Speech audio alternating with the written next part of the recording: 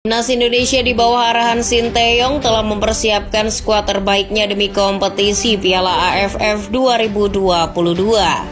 Layaknya Brazil di Piala Dunia 2022 yang skuadnya mewah lantaran berisi bintang-bintang yang bermain di Liga Top Eropa, skuad Garuda juga 11-12 mewahnya.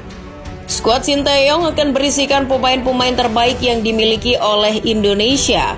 Setiap lini telah dipenuhi oleh bintang-bintang Liga 1 yang dikombinasikan dengan pemain-pemain yang berlaga di kompetisi luar negeri seperti Egy Maulana Fikri dan Witan Sulaiman yang sama-sama sedang berkarir di Liga Slovakia. Sektor pertahanan bakal jadi lini yang paling menarik perhatian di edisi 2022 kali ini, sebab lini bertahan skuad Garuda akan diisi oleh nama-nama terbaik, meskipun tanpa Elkan Bagot dan Sandy Walsh. Nah, berikut adalah komposisi terbaik lini bertahan Indonesia di Piala AFF 2022.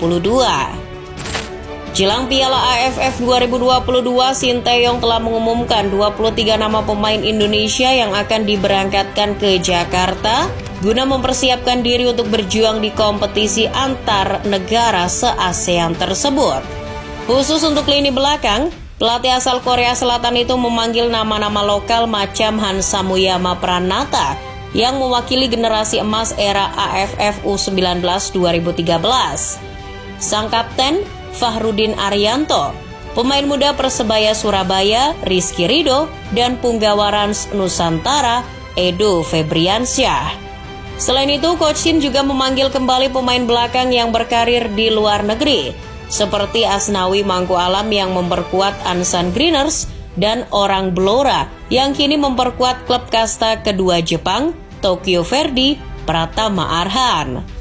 Kedua klub tersebut mau melepas mereka karena kompetisi memang sudah selesai. Jadi Arhan dan Asnawi masih libur dan bisa membela Indonesia di Piala AFF 2022. Sebetulnya ada satu nama lagi yang sedang abort di sepak bola Inggris, yakni Elkan Bagot. Namun sang pemain telah memutuskan untuk tetap di klubnya Gillingham. Bagot sendiri tengah menikmati masa peminjamannya di Gillingham dari Ipswich Town, dan di sana ia menjadi tulang punggung lini pertahanan klub. Kabarnya kondisi tim Elkan Bagot sedang berjuang di papan bawah dan tengah berlaga di FA Cup serta Carabao Cup. Dengan kondisi tersebut, PSSI memahami keputusan sang pemain untuk tak memenuhi panggilan Timnas Indonesia. Tak hanya itu, Timnas Indonesia juga telah mendapatkan kekuatan tambahan dari pemain naturalisasi anyar yang kebetulan semuanya berkompetisi sebagai pemain belakang. Skuad Garuda mendapat tambahan kekuatan setelah rampungnya proses naturalisasi Jordi Amat dan Sandy Walsh. Meski tak akan diperkuat Elkan Bagot, Indonesia tampaknya masih bisa bernafas lega karena akan diperkuat pemain naturalisasi kelas Eropa. Namun, hanya Jordi Amat yang masuk dalam 23 nama yang akan diberangkatkan ke Jakarta. Bek keturunan Spanyol itu optimis pengalamannya di sepak bola Eropa dapat membantu Timnas Indonesia untuk bersaing dengan tim-tim kuat macam Thailand dan Malaysia. 12 tahun lamanya Amat melanglang buana di sepak bola Eropa. Ia bahkan sempat bermain di Premier League dan La Liga untuk berhadapan dengan Lionel Messi dan Cristiano Ronaldo. Ketenangannya di lini belakang akan memberikan kenyamanan kepada kiper kita Nadeo Argawinata. Jordi Amat memang bukan bek tinggi kekar macam Virgil van Dijk atau Ruben Dias, tapi ia unggul dalam pengambilan tackle dan duel-duel darat 1 lawan 1. Sedangkan Sandy, ia sebetulnya sudah ikut pemusatan latihan November lalu. Tapi kini ia sedang kembali ke Belgia untuk memperkuat klubnya KV Mechelen. PSSI pun tak menahan sang pemain karena KV Mechelen punya hak atas itu. Apalagi AFF merupakan kompetisi yang tak terdaftar sebagai agenda FIFA. Jadi, Sandy tak ada kewajiban membela Timnas Indonesia.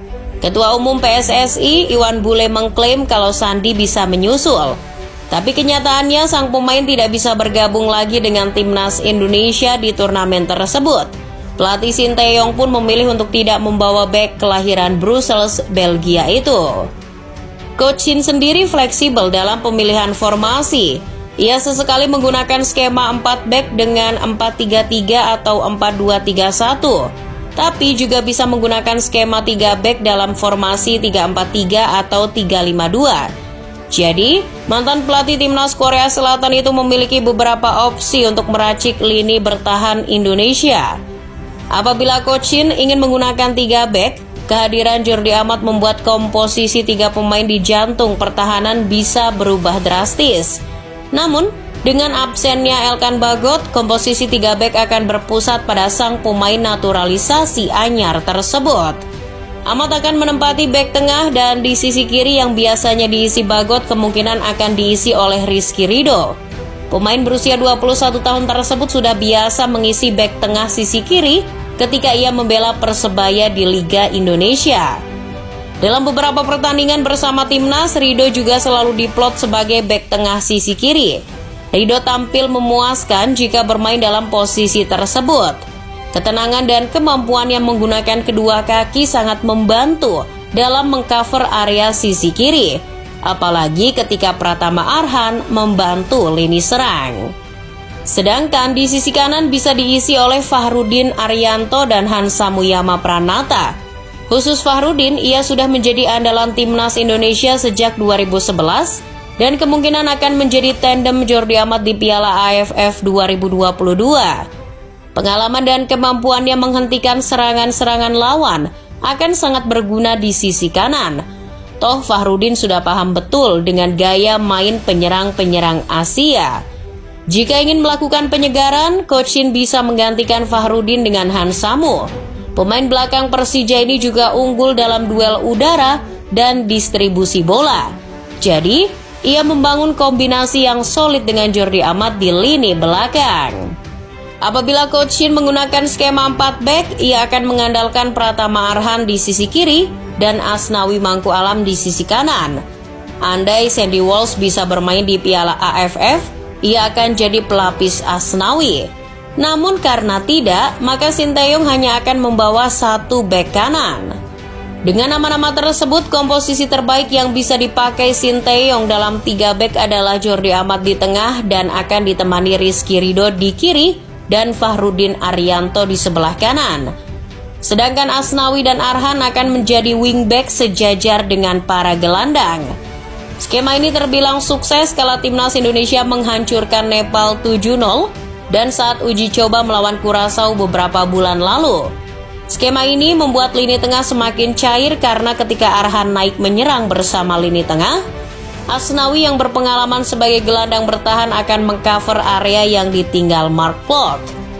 Namun apabila ingin menggunakan skema 4 back, 2 back tengah bisa mengandalkan Jordi Amat sebagai back tengah sisi kiri dan Fahrudin Arianto di sisi kanan. Untuk mantan punggawa Swansea tersebut, ia bisa menjadi libero di belakang atau sejajar dengan Fahrudin. Jadi ia akan melapisi pertahanan kuat yang sudah dimiliki oleh Fahrudin.